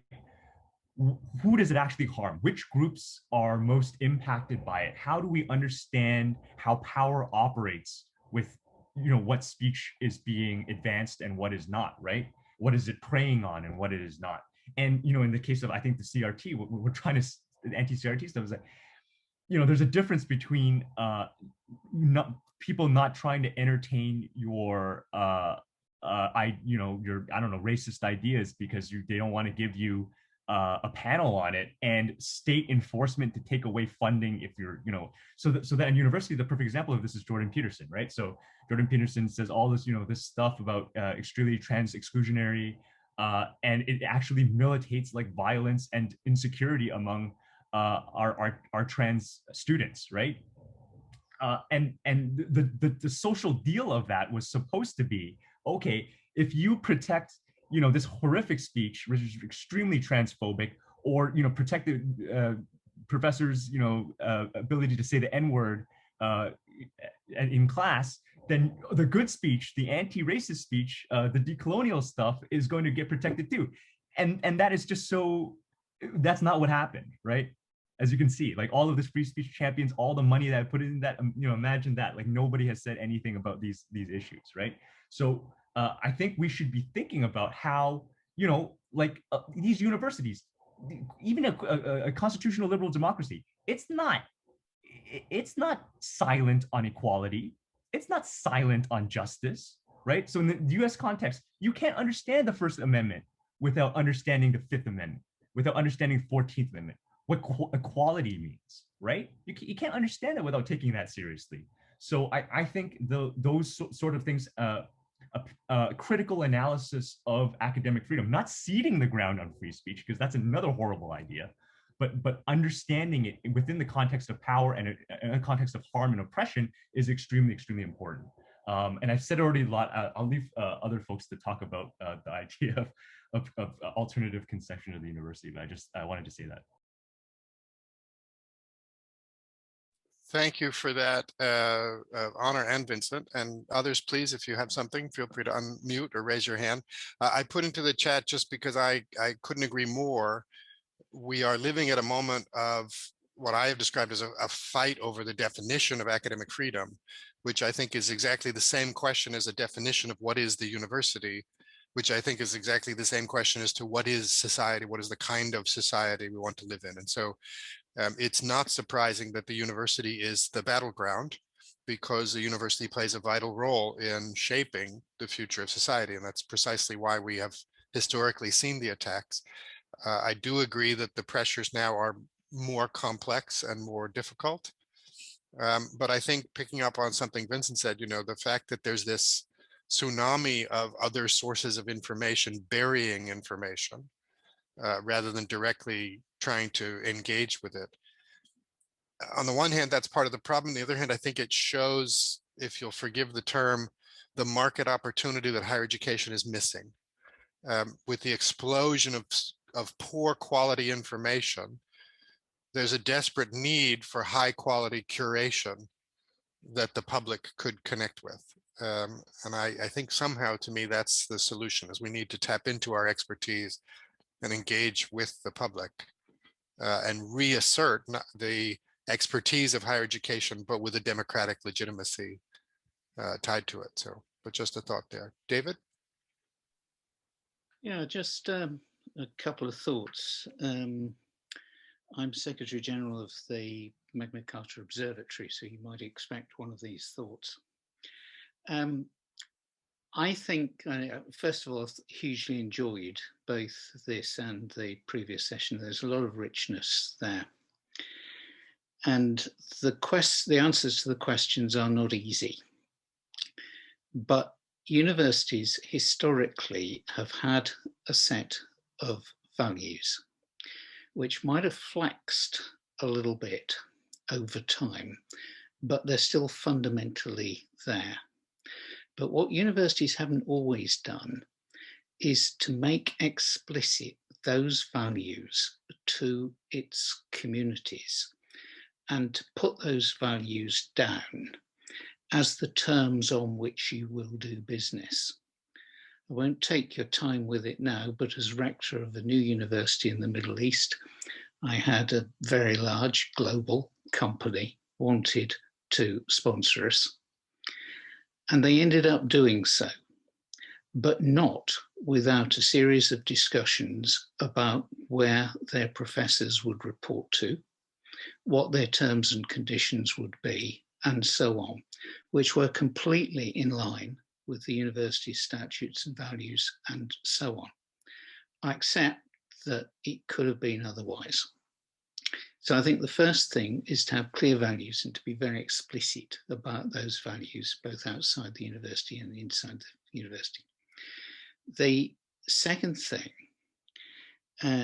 is about leadership and the development of leadership capacity throughout the institution to make sure that these values are put into practice. Now, I know there might be seen to be some tensions between the freedoms that we've talked about and leadership, but it's not impossible to lead in a way that makes shared governance a reality and to take it forward. Now, you know, it's easy to say that, it's more difficult to do it in places, but if you've actually got that compass, which is, to mix metaphors, the ruler against which you hold decisions, then I think that puts universities in a stronger position. But David, if I may, let me push you a little bit there, and thank you for that. You know, the Magna Carta is a wonderful articulation of values, right? And we have other articulations of values out there. Most institutions these days have some statement of values. I think the rub is how we implement them. Yeah. And I think it's legitimately complicated, right? We have every level from from the state all the way down to the individual student, plus the public, all kinds of issues, so I know Magna Carta has wrestled with this, but for me, the rub is how do we implement it, or what does it look like when it's being done well, so we can then try to aim all of our respective organizations in that direction. Do you have any thoughts there? Well, the simple thought is to engage people at the level of discussion of values. Yeah. I appreciate, you know, in the case of China that we've been talking about earlier on, that is extremely difficult. But I think we know that within China, there are different shades at which values are interpreted and are put into practice. So it's not necessarily as black and white as some people might not see. Yep. In terms of external stakeholders of the sort of industry type. I mean, the example which I alluded to is when you actually start talking to people about your values and why your values are important and so on, they can weigh that up. And okay, I took a risk. You know, I might have turned down millions and millions of dollars by not doing that. But if I'd have accepted it and distorted the university's integrity, the university would not have been as successful as it has gone on to be, not under my leadership, under subsequent leadership. So I think, you know, and the other point is we, as leaders of institutions, we either do or should know clearly what the values are and be working with them, especially as we're facing novel situations and measuring those against it. But to what extent do all staff know about the values and putting them into practice? And Rob, your organization has done some fantastic work on putting leadership, putting values into practice. So I think it's communication, it's about being open, it's about being clear what the values are. And it's about being a learning institution, because the world around us is changing, but we're having a role in changing it. And, you know, we don't have all the answers, but we do have people who can work out the answers, and doing that in an open way, universities serving society, working with society, I think is our best chance. Terrific. Thank you, David. We have about 5 minutes left. I know Terri has her hand up, and then Nandini has a hand up. Oh, no, there's a, oh, forgive me. That's just on my screen. Forget it. Okay, Terri has a hand up. Okay. And I know I'm going to be talking later, but I wanted to emphasize that it does take, we need to be educating our leaders around these issues, and particularly our boards. I've talked a lot about the context of boards. I've dealt with boards. There's lots of issues there that I could talk about, but you know, part of the problem is that there's kind of a divide and conquer strategy with faculty, with and so on. And so if we could all agree, at least those of us who are like-minded, to work together, and these kinds of collaborations, even this event, are really helpful. And also that we need to do a lot of work on educating you know, faculty as they come through the ranks, as they go into leadership positions, as you know, as department chairs, as the deans, as provosts, you know, at every level, that we need to be constantly educating them on these issues, and also giving them the tools they need to work with these boards, who are mostly people from the corporate world, who don't understand higher ed and who don't understand what, you know, what they can and can't do in these contexts. And so I've been doing this work for a long time. That's why I created, you know, my company. I'm very excited to be coming back to McGill, but this work needs to continue, and we need to be at the forefront of that, and, you know, demanding that our leaders, you know, do this work, and that they understand that it is critical at this point in time, when the far right is, you know, doing these attacks, that we step up and say, no, this is not appropriate, and critical race theory is not what you're saying it is, and pushing back at every opportunity. But anyway, I'll be talking more about that in a bit. Yeah. Terrific. So Teng Biao briefly, and then we'll wrap up. Okay. Okay. Go ahead, Teng Biao.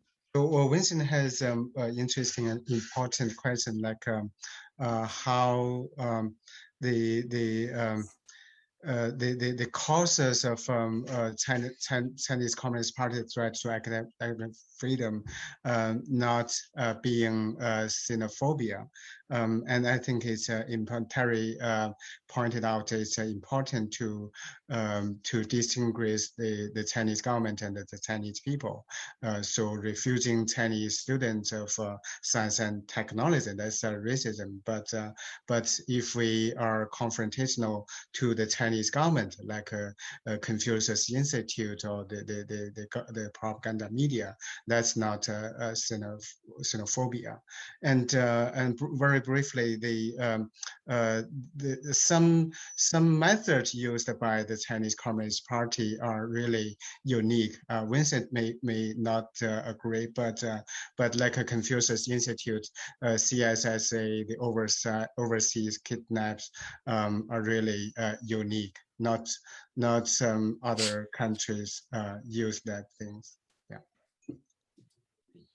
Okay, thank you, Teng Biao. And for those who weren't following the chat, there is a very interesting chain in there, so I advise you to take a quick glance there.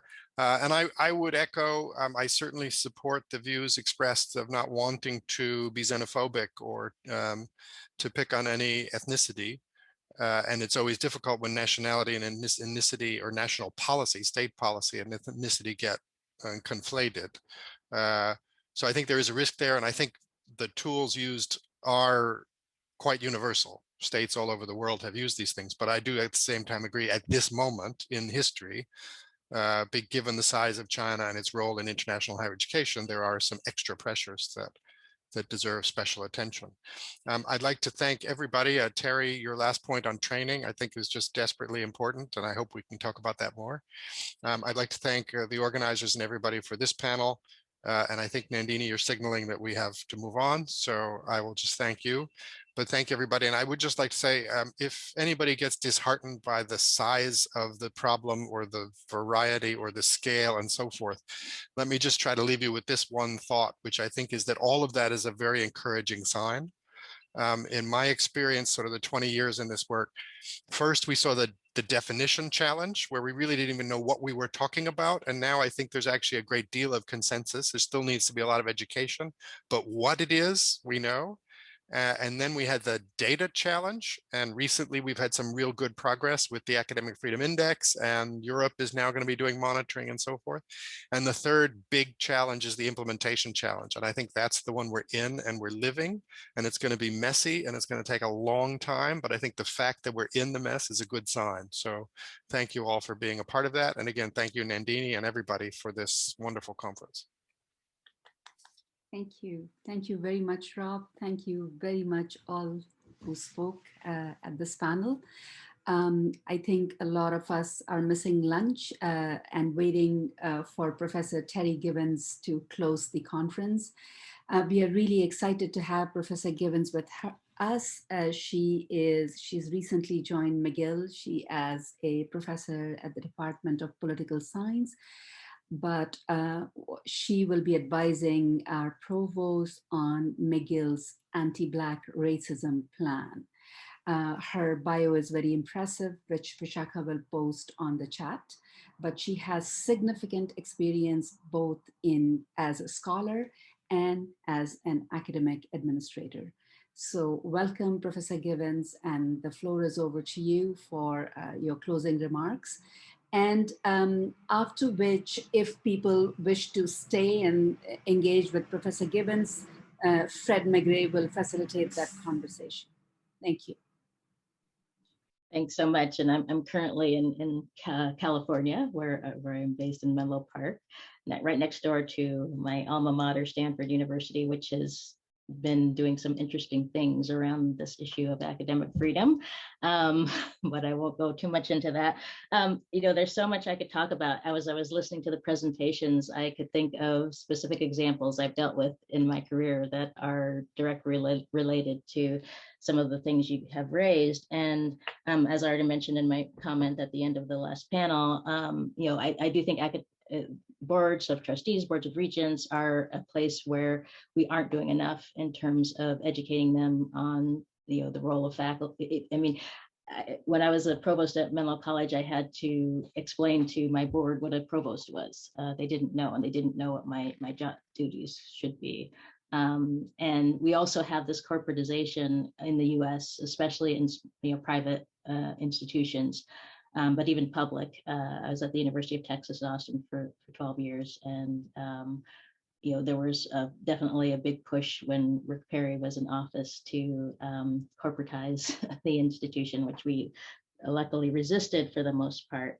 But, you know, I want to talk a little bit, I want to be thinking more in terms of solutions, because I recently wrote the book, Radical Empathy, Finding a Path to Bridging Racial Divides. But I also just finished a manuscript which is taking on some of these topics from a different perspective, which is the book the roots of racism, looking at white supremacy in the US and Europe, and at these transnational linkages that go back to, of course, the time before, even before slavery started, but how racism has basically been intertwined in the US and Europe over time. And so, one of the things I want to mention that came to me as we were discussing earlier is, academic freedom doesn't exist if you aren't in the academy. And part of the problem is that we don't always have the voices in the academy who are addressing these issues in a way that can allow us to have a broader perspective. So when I began my work in political science back in the late 1990s, I wanted to study issues of race in Europe. Well, it was almost impossible to do that at that time because of the terminology and even the critiques you're hearing in France today were even stronger back then. That it's like you can't talk about race in the French context. And so instead I focused on immigration policy. But then I kind of had a gift in 1999 into early 2000 when the European Union passed the Racial Equality Directive. And all of a sudden I could talk about race in Europe. And that led to my next book, Legislating Equality, on the development of anti-discrimination policy in Europe. And I mentioned that because people come to me today and say, oh, Terri, you were at the forefront of studying these issues. But it's because nobody else was doing it. These issues have always been there. But it's interesting how our identity impacts the way we see things and the way we interact with politics and policy, right? So people weren't looking at these issues because they didn't see them. And I could see them because I am impacted by them. And so in my forthcoming book, The Roots of Racism, I have a whole chapter that talks about how international relations and political science actually started out kind of entrenched in ideas around race, which are basically racist, but race disappeared from political science and international relations for a long time until the late 60s, when the things like the civil rights movement got us interested in it again. And so, but then we create different approaches that say, well, if you're Black, you have to study American politics, and if you're and so on. So our identity is linked to our research in certain ways. But what I found is that my ability to focus on particular research agendas and so on were often being prescribed by my identity, or even the ability to publish. So things on it was very difficult to get published on topics related to race and immigration, particularly in Europe. It's actually flourishing now topic, but that academic freedom is, as somebody mentioned, and I'm sorry, I'm missing your name, but was asking about the issue of discrimination and how it impacts academic freedom. And it comes in a variety of ways. It comes in terms of funding. I had a hard time, actually, I was very lucky early in my career to get a lot of funding, but towards, as I was, after I left the provost office, I was in the vice provost at UT Austin from 2006 to 2009. I had a hard time getting funding for my research because a lot of the funding, at least within the institution at UT Austin, was focused on, it was the white men who were getting the endowed chairs and things like that. And despite the fact that I had this incredibly distinguished, career up to that point, it was really difficult to get funding for my research. And, and then when I was the provost at Menlo College, I got burned out on that after about 3 years, and went out and realized I had the freedom to publish on, whatever I wanted. I didn't have to worry about my senior colleagues, passing judgment on the topics I chose. When I was still at UT Austin, I had a colleague who complained or was saying, why are you going to publish a textbook? It's like, because it's needed. So my textbook on comparative immigration politics came out just a year ago, and then the book Radical Empathy came out more recently. But I think this is just another form of thinking about academic freedom in the broader context of the institution. And thinking about gatekeeping, because who are the people who are at the gates. When we have, I'm going to be working on recruiting Black faculty, we have to make sure that they have the ability to pursue their research agendas and not be concerned that their senior, I had an instance of a senior colleague at UT Austin saying he wouldn't vote for somebody to get tenure, a Black woman to get tenure because he didn't like her research agenda, which was getting published in Cambridge University Press and so on. So these are the kinds of challenges we have inside our institutions. Outside of our institutions, I agree so much with this issue of industry. I remember being a vice provost and sitting in a discussion with our president at the time, Bill Powers, may he rest in peace, talking about with a group of industry folks from the oil industry, including the son of Ross Perot, Rex Tillerson, all these big name people from ExxonMobil, so on. And the idea was we were going to promote them supporting an institute on international studies at the LBJ School of Public Affairs. Well, that all of a sudden in the middle of the conversation, our president says, oh, why wouldn't we fund an energy institute instead? And I just, my jaw dropped and I like looked at him with this horrified look because, wait a second, what are you talking about? Well, our whole project was hijacked by the oil industry that wanted an energy institute. They ended up hiring a faculty member to lead it who was being funded by the fracking industry and was putting out research that was basically saying fracking wasn't causing earthquakes. And so, this is I've literally lived this kind of thing.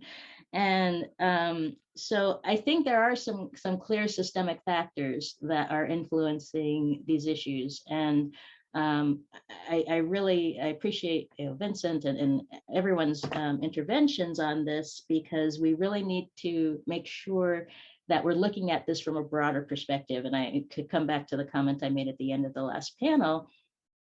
I really think that we have to work together on this, and we have to find ways to collaborate and to provide that support that is needed from a systemic level. And so I really appreciate the work that Scholars at Risk is doing. I've worked with folks at Pan America on this topic.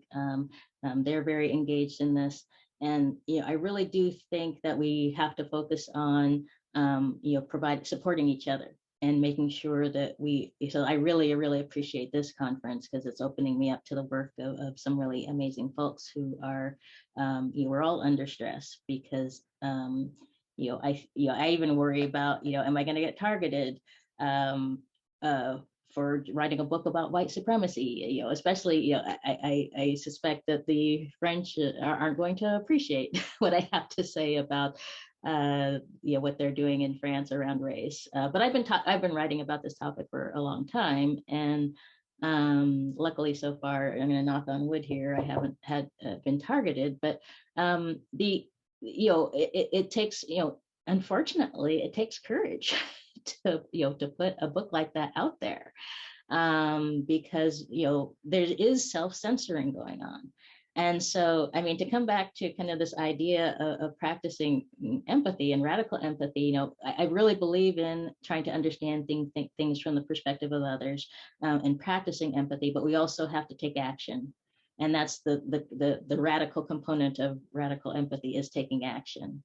And so this conference is a good example of that. And I appreciate the folks who put this together, because I think we all need to understand that it's, it may be kind of the people who are focusing on, it's the Nicole Hannah-Jones and others who are being targeted now, but we know it is also anybody can be targeted for any reason. You could be doing work in sciences, you can be doing work in healthcare, there's all different ways that this can go on. And I do think it comes back to values to a certain extent, that but we have to live those values.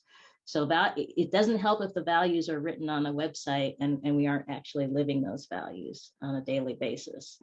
And so I see there's a comment, we can come back to that in the discussion, but I think, Sten, I would kind of say that there's so many different ways to approach this issue. And, for me personally, it's about getting voices into the academy and making sure we are creating more diversity in the kind of research people can do, in the approaches we take, and that is getting credit, you know, because it doesn't do us any good if we bring people into an institution and then say they can't do this kind of research or that kind of research, or tell them that they aren't going to get credit for something. I mean, you know, to have been told that I wouldn't get credit for writing a textbook, you know, and at an educational institution is mind-blowing in many ways. But that's the attitude of some senior faculty, at least at the University of Texas. So I think we have to be aware of that and ensure that not only are we, you know, focusing on academic freedom in terms of, you know, our speech and so on, but that there is freedom to do research that is valuable, regardless of you know, especially if it's focusing on students.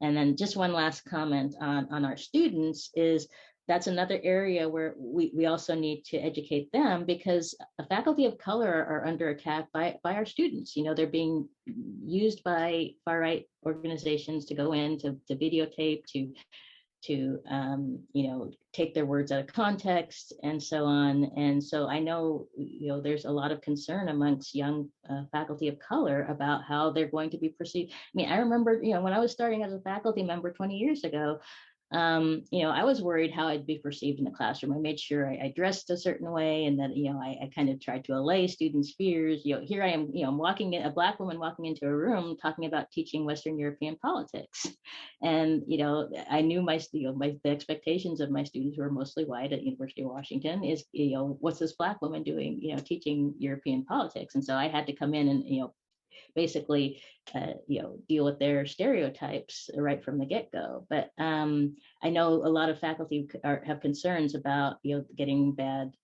teaching evaluations, you know, being, you know, what they're doing, you know, like I said, being taken out of context. And so we need to work with our junior faculty and help them understand how to deal with these challenges and acknowledge their concerns and their worries.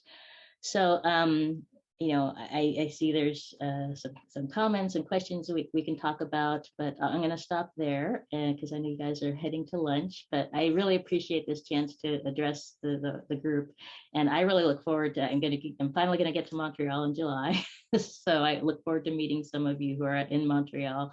But yes, I see there's a lively chat going on, so we can jump to that. Thanks so much, Nandini. Thanks a million, Terri. That was fantastic, and we really do look forward to finally welcoming you in person in this lovely city of ours. Which is warmer than where I'm at. You see me, I'm sitting here right. in my sweater because it's like it's only going to get up to about 20 here today. Well, we're in the middle of a heat wave, so you're missing that. But I just wanted to maybe open the floor if people have questions or comments they want to make. I mean, certainly, just very briefly, you know, Terri, I thought this was really spot on, and you know, we've covered, I think, these different facets, right, of what's happening to academic freedom, right? So there is a lot of the external pressures and corporatization and threats from states. But there's also the particular mix that universities are internally, right? And this reminded me of something that Flavia said, you know, that in Brazil, not every fellow academic is really your ally or your friend, right? They're also, so there's a degree to which academic freedom can be you know, affected horizontally, right? Academic to academic within the institutions, without even, now, partly as a result of external forces, but you know, also very internal ones. And also, I just wanted to think, say that just the subtle politics, right? What one can publish on, what gets funded, what is ranked as kind of prestigious research, expectation about who does what kind of research, all of these things like powerfully constrain academic freedom. And you know, this is in our camp. I mean, this is us, right? I mean, it's a self-inflicted wound. We no one is like forcing us to do this. We are also, I think, as institutions, reproducing some of these expectations. And finally, maybe just to touch on something that you said, but I think connected to what Nandini said in her introductory remarks yesterday, I think there's sometimes this very liberal kind of concept of academic freedom as a kind of negative liberty, right? So it will prosper as long as people are not gagged and not, just pretended from doing their research. When I think there's a whole other side, and this is what you just explained really compellingly, which is creating the conditions, right, for academic freedom to prosper, which is a much broader, so the idea of academic freedom is a positive liberty rather than just a kind of hands-off sort of laissez-faire thing, but something that really requires constant efforts by all of us, and it's a really slow moving train, etc. I thought that was just such a fantastic thought to conclude, these 2 days. I'm looking around to see if anyone wants to. Nandini, did you want to jump in on that? No, I saw Rob raise his hand. Okay. Perhaps Rob would like to go first. Sure, if we have discussion, but I don't have to if you're trying to wrap up. No, I can stick around. Terrific. Okay, so really thank you very much for all of what you said. And if I could just throw out there, so in our work at Scholars at Risk, I actually really don't like that we fall into the trap of talking about just academic freedom. And in our values work, in our conversation work, we always say there are 5 core values, not just one, and academic freedom is just one of them. So it's accountability, autonomy, academic freedom, equitable access, and social responsibility. And the reason we try to emphasize that is it's a challenge of harmonizing them and not treating one as a trump card over the others. And I think especially in the media and especially in the US being so litigious and First Amendment focused, we often try to use it as a trump card and end the conversation, right? Whereas on campus, the whole point is to foster the conversation, right? And so I'm building towards the question, which is, so we run these webinars and we talk about incidents and how we harmonize. And the most interesting, I think, conversation going on right now is how to harmonize equitable access and the academic freedom conversation. And by access, I don't just mean admission to college. I mean being a fully participating member of the community in all of its meaning and facets. And what we hear a lot, particularly from the younger generation participating in the conversation, is a discomfort with the classic view that we should be able to research whatever should be researched, we should be able to discuss whatever should be discussed, and so forth. And I think if I'm doing justice to that position, it's boiling down to that there should be a boundary, or at least a special test for ideas or expression that somehow challenge identity. Or disfavor identity, and I just would love to put that on the table, because I'm very sympathetic to the argument, and yet being in a human rights organization that doesn't trust authority and knows that authority has historically been used against the very same communities that view is talking about, I haven't figured out how to get through that process. It's a huge and tough issue. And look, it's just something we have to grapple with. And one thing I'll come back to is this idea of the structure. So the first thing we have to acknowledge is that we live in a world that unfortunately is driven to a certain extent by structural racism. And so that constrains access and equity. So beginning from, I mean, I don't have to explain to this audience how that works, I don't think. But what I would say is that from that perspective, if we can think about the power dynamics and the way that this plays out in terms of, repression. And so I think we need to work on, and because we need to be able to deal with the media on this front, because it's the far right is coming in and saying, oh, well, they're just going to keep conservative students and conservative faculty from talking. And what the reality is, they already have, they already own the playing field. So, and it's our voices like mine that are trying to talk about white supremacy and structural racism that are having the issue with getting into the public scene. So I think a good way to approach it is to say, look, we have to look at the structures and the power dynamics and say, where are the constraints? Where are people being limited? Where are people being held back? And being honest about it. And so I think that's the place to start. But we really need to develop, and I think some of the folks in this group could be instrumental in that, a framework for, and we need to help you develop a framework for understanding how these power dynamics are at play. And how it's a lot harder for me as a businesswoman, for example, to get funding for my organization, or for me as a scholar to get funding for my research. Whereas, for others, it's relatively easy. And so in any case, I think it's that we can bring data to it. We can, that's why I wrote my book the way I did, right? The Radical Empathy book, for those of you who are interested in checking it out. It's like, it's my experiences, but then here's the data, here's the reality, here, it's not just me complaining, right? This is real. And we need to understand that. So. Thank you very much for making us think about these bigger issues as we wrap up these 2 days.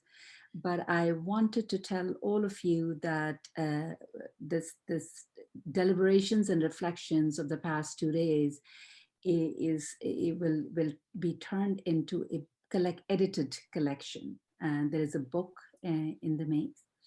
I think many of you have received invitation from us to contribute to this book. And the contributions are meant to be small, ranging between 3,500 to 5,000 words, so not too long. We will send you reminders. But we also wanted to, those of you who are in attendance, if you are interested in this issue, if you worked on this issue or working on this issue, please do write to us if you'd like to contribute to the edited collection. And one thing, I think Fred actually recapitulated what I had said yesterday, but I think Terri reminds us, and I think a lot of conversation today has been about solidarity. This is about all of us. It is about all stakeholders of the university. It's not just about a particular group.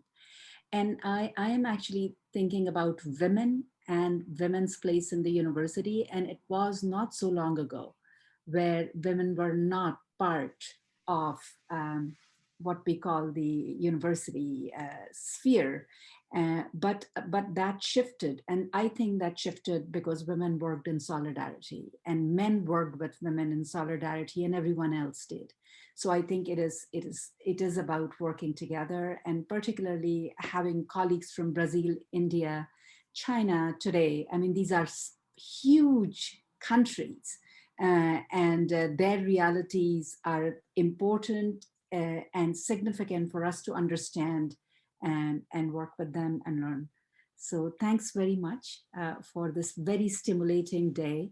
Good afternoon, good evening to all of you, and we look forward to working with you and continue this conversation. Thank you.